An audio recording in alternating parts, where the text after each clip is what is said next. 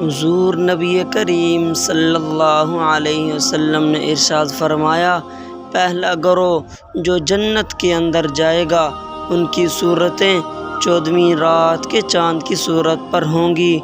وہ اس جنت میں نہ تھوکیں گے، نہ ناک سنکیں گے، نہ پیشاب پخانہ کریں گے۔ ان کے برتن اور ان کی کنگھیاں سونے اور چاندی کی ہوں گی۔ ان کی انگیٹھیوں میں عود معطر سو لگے گا۔ ان کا پسینہ کستوری کا ہوگا۔ ان میں سے ہر ایک کی 2 بیویاں ہوں گی۔ فرط حسن سے ان کی پنڈلیوں کا گودا گوشت کے پیچھے سے نہ دکھائی دے گا۔